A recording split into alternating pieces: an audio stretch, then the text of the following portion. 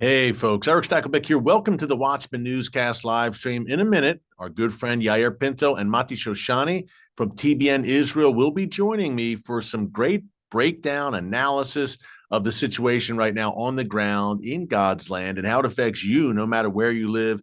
Yair, of course, and Mati head up the TBN Israel channel here on YouTube, which just passed 1 million subscribers. They do great boots on the ground work in Israel, bringing you the inside story of everything happening there. So they'll be joining us in a minute. Before they do, quick update on some news today. We're going to discuss a bunch with Yair and Mati. We're going to go around the horn throughout the region with some great updates there from them, their insider perspective. But first, quick mention here, Benjamin Netanyahu today, folks, gave an English language speech in which he directly addressed the people of Iran.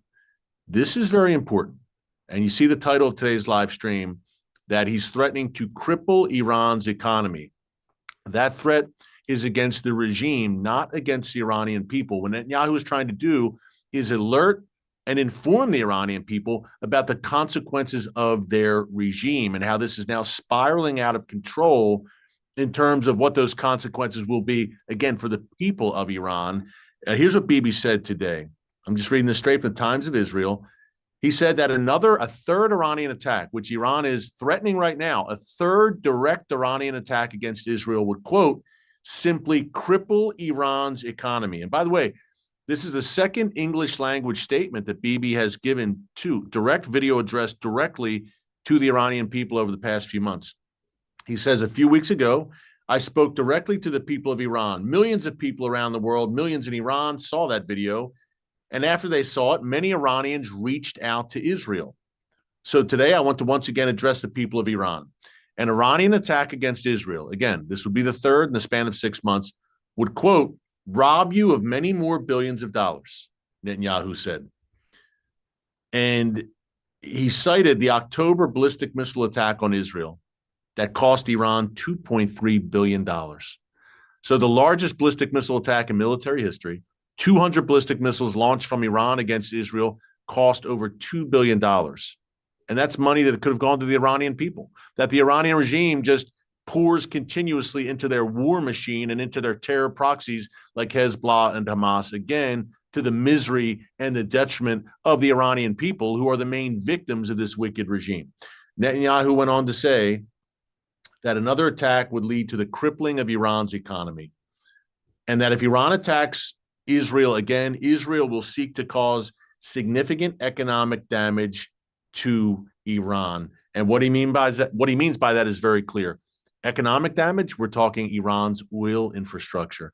And folks, I got to say, I think everything is on the table right now. And we've been saying that ever since Hezbollah has really been smashed over the past 2 months. That was Iran's flank, so to speak. That was their insurance policy. And now Iran's oil infrastructure, its economy, its leadership, and of course, its nuclear sites, they're all exposed. Iran is more vulnerable than any time since the 1980s when it went to war with Iraq. And their nuclear sites are in Israel's sites.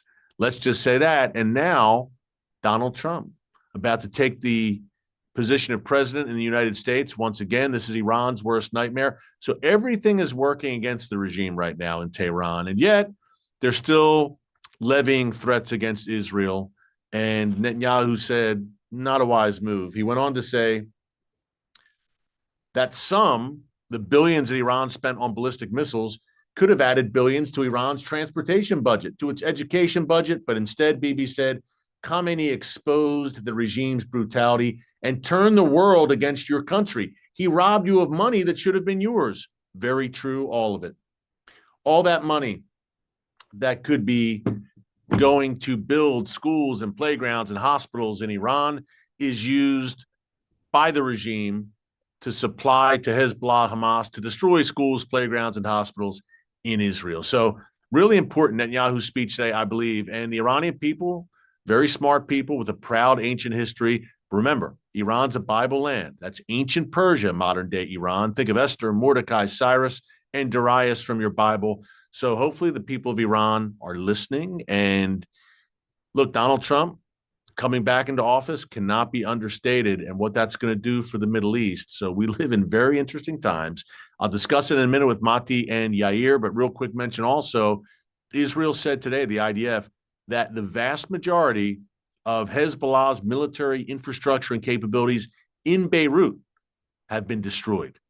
Now, that's positive news because today a rocket was fired from Hezbollah, from Lebanon, at Nahariya in northern Israel along the Mediterranean coast, and 2 Israelis were killed. So as much as Israel has dealt heavy, crippling blows to Hezbollah, Hezbollah is still able to fire off some rockets, drones. A drone today, by the way, crashed near a kindergarten outside of Haifa. So Hezbollah is still a threat, no doubt, and a lethal threat as we saw today. But folks, again, I can't stress enough how Hezbollah has been hurt, how they're on the run. And look, you can fire some rockets and then still be on the run. And they've been on the run in a massive way, licking their wounds. And again, that leaves Iran very, very exposed. Hey, we're talking about Israeli victims of terror today, people being killed, kindergartens being targeted. That's where Magen David Adom comes in. Folks, they're our partner for today's live stream. You've heard me talk about Magen David Adom, our good friends at SaveLivesIsrael.com. Magen David Adom is Israel's emergency services system. They respond. They're the first responders in Israel. They respond to every terror attack, a heart attack, a car accident, missiles, rockets falling. In the wake of October 7th, Magen David Adom, they're the first on the scene. You see their ambulances. I'm in Israel frequently. You see those Magen David Adom ambulances throughout the land of Israel. They are a largely volunteer force. Imagine that, leaving their families or loved ones, rolling up their sleeves, and going into some of the most dangerous hotspots in a time of war. They distribute Israel's blood supply, not only to civilians, but to the IDF. They answer all the emergency calls. They dispatch every ambulance in Israel. You want to bless Israel? You want to fulfill that biblical mandate laid out in Genesis 12:3 to bless the people of Israel? I can't think of a better place to start than Magen David Adom. SaveLivesIsrael.com. I'm asked this all the time. How can I help Israel? How can I bless Israel? I can't get to Israel. I live here in America, Europe, or wherever. Magen David Adom is doing God's work. I don't say that lightly. It's SaveLivesIsrael.com. Look, a largely volunteer force. They've lost 17 ambulances since October 7th. Some 30 of their volunteers killed in this time of war. This is an amazing organization for such a time as this. Support Magen David Adom at SaveLivesIsrael.com. They could use your help right now. Hey, speaking of some very brave Israelis, and both Yair Pinto and Mati Shoshani have served in the IDF reserves over the past year, served their country bravely and a great sacrifice. They joined me today here in Dallas, Texas, in the TBN studio for a great interview talking about Hezbollah, Hamas, Iran, the Trump effect in Israel, and much more. Also, Iron Beam, that new laser-based missile defense system. Lots of great stuff, the on-the-ground perspective from Yair and Mati. And they've got a brand new show, by the way, Boots on the Ground on TBN. We talk about that as well.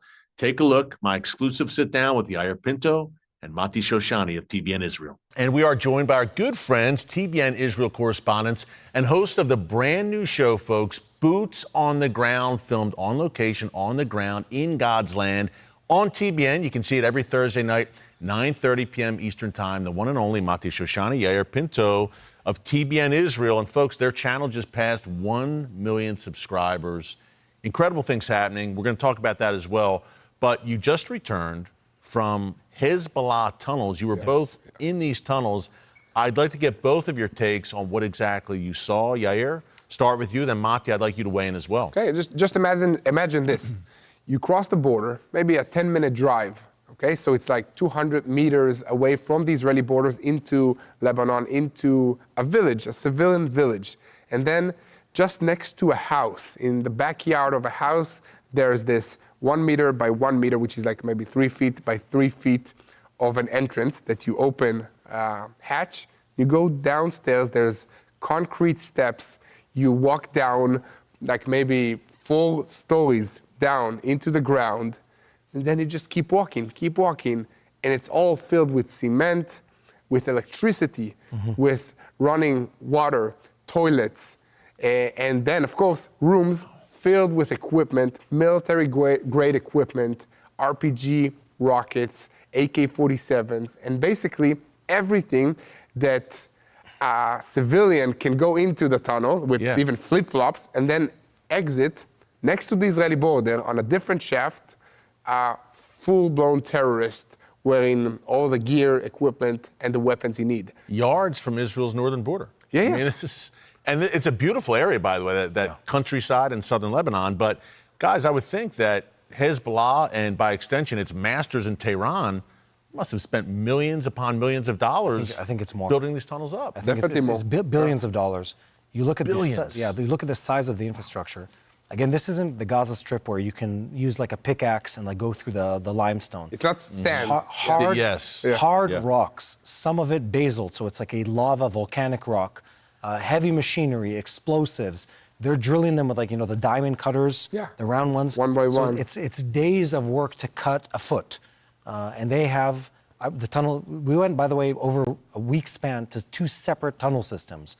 Each one of them elaborate. Each one of them could house hundreds of Hezbollah terrorists.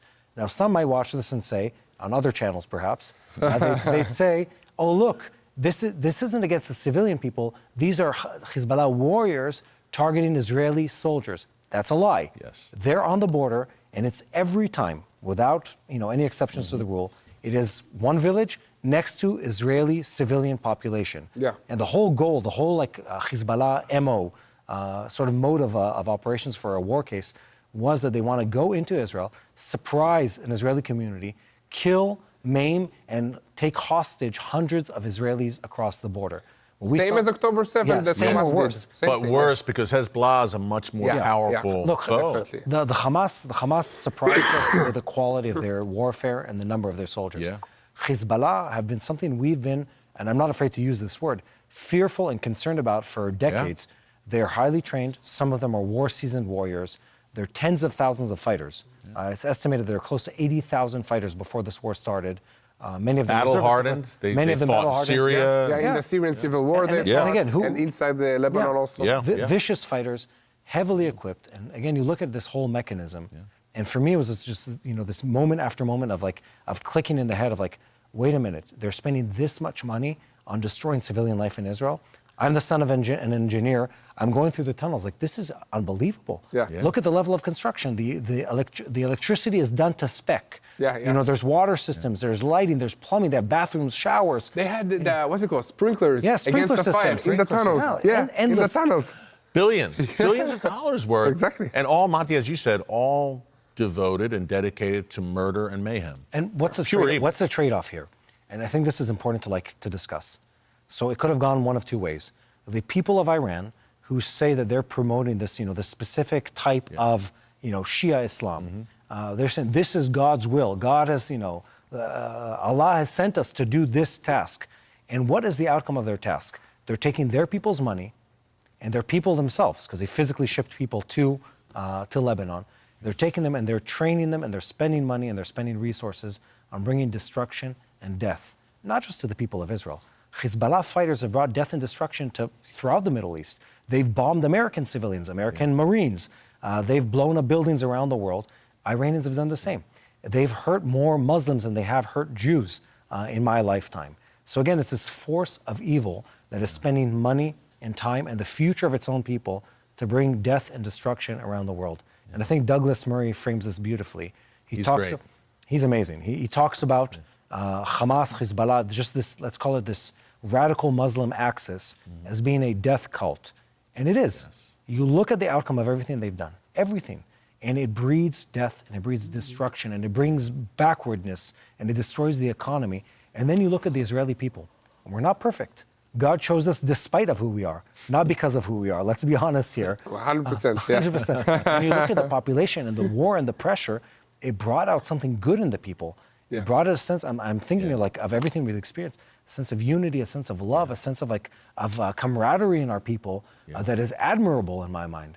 I find that to be, that contrast between the two of them to be incredible. Yeah, and I think also more than that, I think that the reason that God chose Israel to be his people and promised that he will defend us is because he wants to prove to the entire world that he's faithful to his promises people. to the people of Israel. He's a promise-keeping God. And Israel is like a tiny state. So, you can look at Israel and then you see, okay, if God is faithful to these people, and they're not good and they're, sinners, not perfect. Not all the time. Not all. Like everybody, basically. Yeah. So if he's faithful to Israel, he'll be faithful to you and me. Yeah. On everything in our life. Yeah, as believers, why would he keep promises to us if he just breaks a covenant with Israel? Exactly. It wouldn't make sense. That's not his nature. Can I make a comment on that? Yeah. I want to say this. Eric, you're big into prophecy. And all prophecy leads to one thing, the culmination of God's plan, right? Amen. And we look at that. You could look at October 7th, and you could look at everything that's transpired since then, and you could say, oh, all these terrible things have happened to the people of Israel. Click your tongue and say, like, oh, these terrible things, God has abandoned us. Like, no. We know exactly what we're going towards. And what it is a reminder of the fact that hardship and sacrifice are included in the fulfillment of God's promises and plans. Yeah. But we know the end game. We know the end game. This isn't about understanding the exact day of Gog and Magog, or we just call it the Megiddo Valley. It's like a place in northern Israel. Yeah. It's not just about when exactly it's going to happen and how it's going to happen. Yeah. It's the understanding that everything God promises is true to the dot, and we're living in that. Yeah. I find incredible solace and incredible faith in the fact that God's been faithful to the people of Israel, even now in this time of war. Because I know that if he's done it so far, he's also going to do it in the future. Amen. And for Israel to not only survive, but to thrive in these times. And speaking of that, part of that is Hezbollah being decimated, Yair. Look, Hamas seems to be in its death throes in Gaza for sure, but Hezbollah has been heavily decimated by the IDF. Really in the past 2 months alone, guys, and I think about it, for 42 years, Hezbollah was created in 1982 by the Iranian regime. 42 years of building Hezbollah up investments. Into this 800-pound gorilla, we all thought, and then in like 2 months, it's all unraveled. I think it was really cool to see. That the IDF, the intelligence divisions, the Mossad were able to operate so. In unison. Coordinated everything so well to dismantle this terrorist organization. Eric, there's something I really need to say, because we get this criticism from the international community and from the United Nations about operating in southern Lebanon. But actually, what Israel is doing is the job of the United Nations, because according to a UN resolution, Hezbollah terrorists were not supposed to operate within 5 kilometers from the Israeli border. This was 2006. This was agreed upon. Yeah, and that was the job of the United Nations peacekeeping force in South Lebanon to prevent Iran and Hezbollah from operating close to the Israeli border. So now actually we are doing the job of the United Nations by operating them there, and then still they give us a hard time. It's like, it doesn't make any sense. Makes no sense. The prophet Isaiah talked about times where good is called evil and evil is called good. Welcome to 2024, no doubt. Hey, speaking of which, Hezbollah, Hamas, hurting badly, guys. That ring of fire unraveling that Iran built up for decades. What about Iran itself? It seems to me that the Iranian regime has not been this vulnerable since the 1980s, the Iran-Iraq War. The ring of fire unraveling, number one. Number two, the IDF on October 26th, those very serious strikes against Iranian military sites and their air defense systems. Their nuclear weapons sites seem to be fair game right now, and Donald Trump back in office. We'll talk about that in a minute. Mati, what's your take on that? Yair, I'm going to get your take as well. Well, one, I 100% agree. They're more exposed and they're more vulnerable than they've ever been. But two, going back to the core nature of who they are, they're a destructive society. It's a destructive regime that follows a destructive faith pattern. Death cult. You said it. Yeah, it's death cult. Well, Douglas Murray said it, but yes, I quoted him. But again, so like everything they've done, they've taken away from the Iranian people. And I think this is important to state. The Iranian people, they deserve to live a good life. We love the Iranian people. Forget Israel for a second. The Iranian people themselves deserve to live a good life under virtuous leadership. And they deserve opportunity, and they deserve prosperity, and they deserve electricity for more than 4 hours straight. And Iran is a Bible land, guys, right? Look, ancient Persia, Mordecai, Esther, Cyrus, Darius. That was Iran. And they could have been. And I think this is the point. This war shows us the power of leadership. And I think people, you can lose sight of this. You can lose sight of the fact that even though you don't agree with your government, they're still appointed by God. And whether they go after his plan or against it affects your future as a nation. And the Iranian people are living the fruit of I should call it the rotten fruit of the Iranian government, of a radical Islamist regime that has taken away education from women. It's taken away rights from the people. It's rolled back their economic growth decades back to the point they are more poor today in 2024 than they were during the Islamic Revolution in '78. It's ridiculous. It's crazy. And they're spending all this money on bringing death and destruction to the world while holding on with a very violent grip to their population. Let's be honest here. The biggest sufferers and the biggest victims of the Iranian regime are not the people of Israel. They're the Iranian people. Iranian people. They're killing their people. Yes. They're executing their people. Every time you see a wave of demonstrations there, they are brutal and they are ruthless with their people in a way that is inhumane. And it's inhumane because it isn't. It is demonic and it is hateful and it is from the devil and not from God himself. Amen. And all that to say is, the best thing that can happen to the Iranian people is if that regime is overthrown. For sure. And the only way for that regime to be overthrown is to be exposed in its vulnerability, in the wrongness of its ways, which it has been, in the fact that all their vanity and all their big words, about we're going to bring destruction to Israel, yada, yada, none of that happened. They were blown out of the water. They were penetrated on a military level, on an intelligence level. Exposed. Again and again and again. Yeah. So here we are today.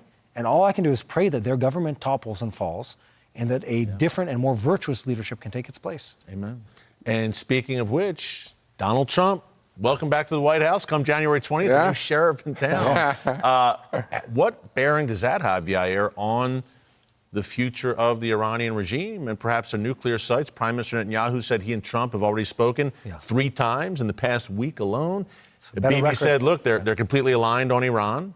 So the Iranian regime sleepless nights for the Ayatollahs. For sure. And the Iranian regime is really, really afraid now. I mean, I think they've been afraid for a long time now since Israel really stepped up its offensive efforts in Iran, on Iranian soil, taking off all their S-300 aerial defense systems. So they're super vulnerable. And Israel proved that they can penetrate all the Iranian defenses. So imagine what the United States that have even more advanced capabilities and air force. Busters. And everything. So the Iranians are really afraid now. And in general, I think that internally they've been weakened significantly by the weakening of Hezbollah, by the weakening of the Houthis, Hamas. Everything is crumbling. Sanctions. And the Ayatollah, and the Ayatollah regime, Ayatollah Ali Khamenei, is like, 82? Yeah. So, and there's always cancer rumors with him, that he's sickly. I mean, there's... And they're talking, of course, about, him having a successor, trying to groom his son, but there's some opposition to him. Yeah. So it's very unclear, the future of Iran.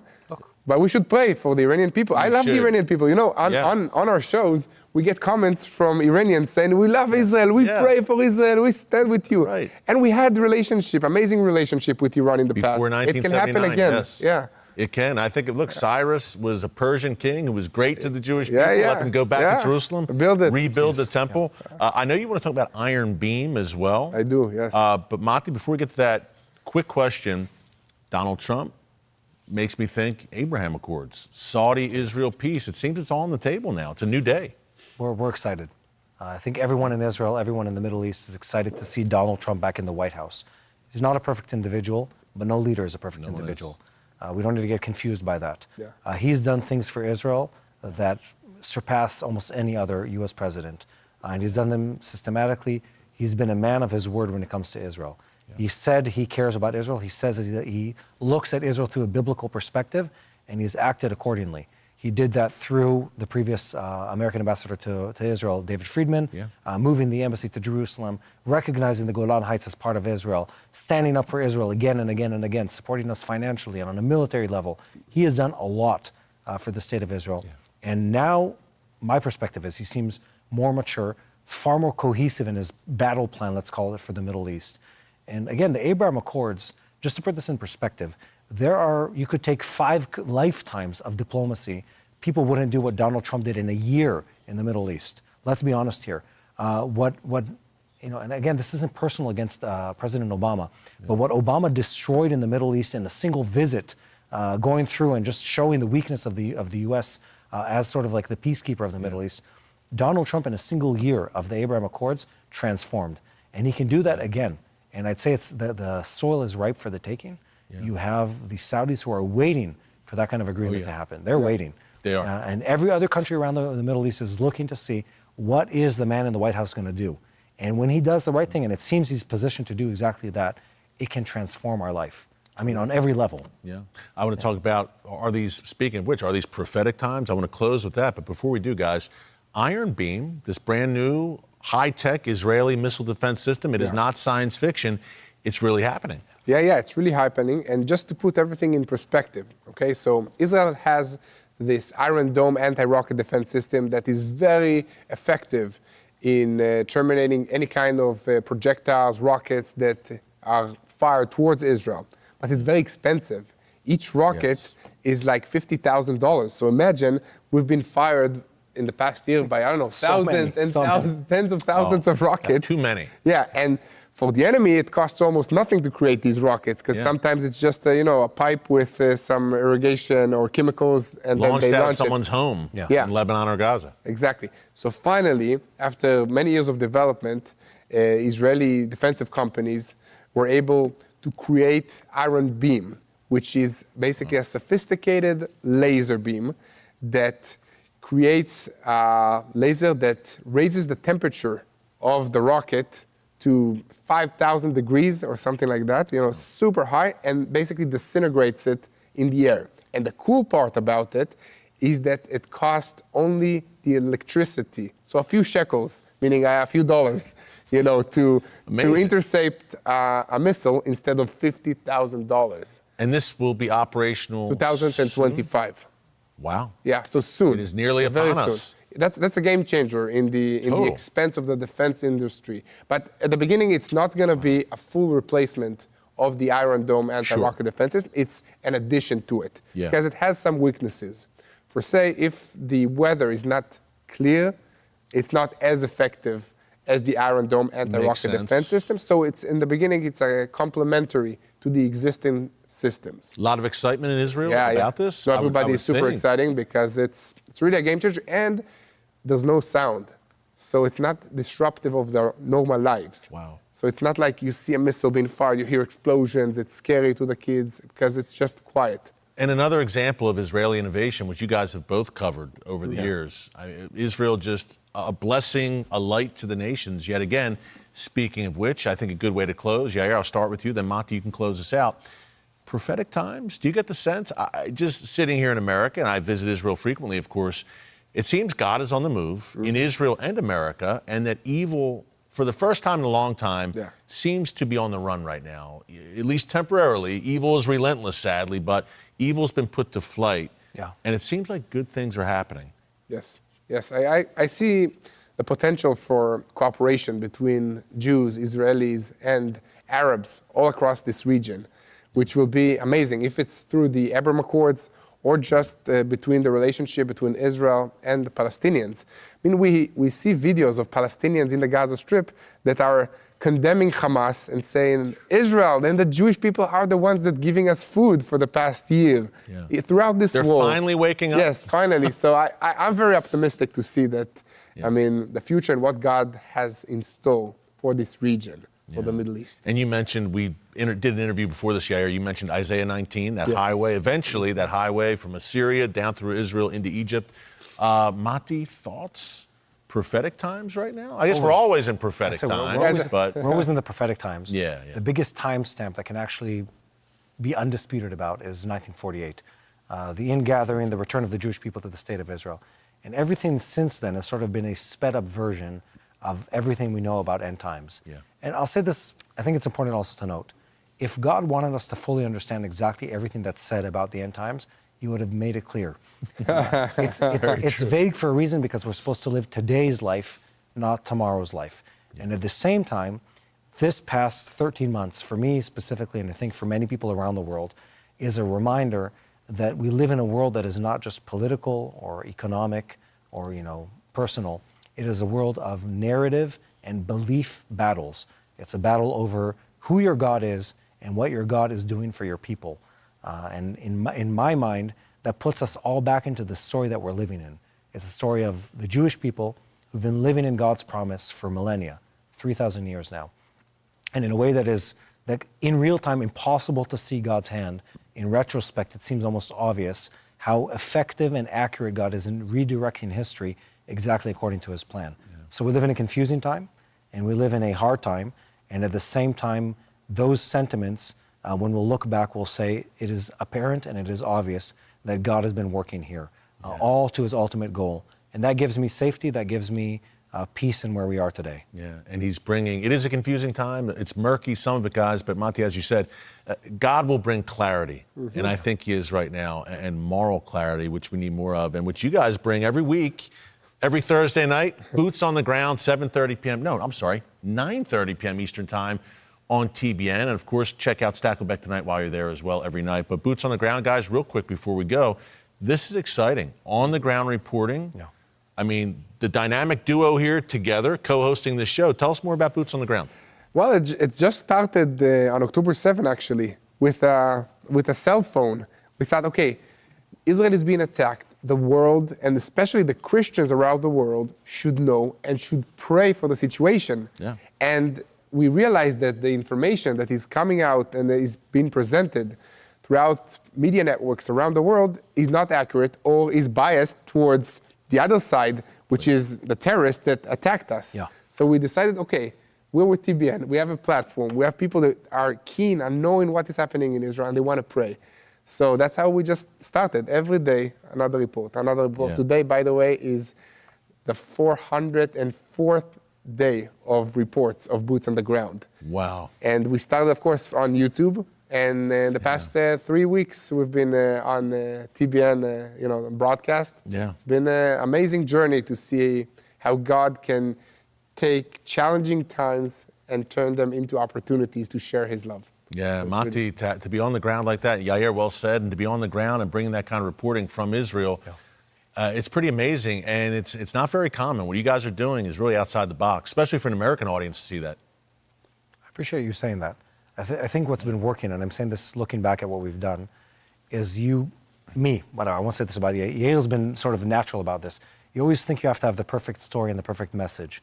Yeah. And the truth is people just want authenticity, and they just want to really see someone on the other side. And we've seen this on your YouTube channel, Erick, and in broadcast.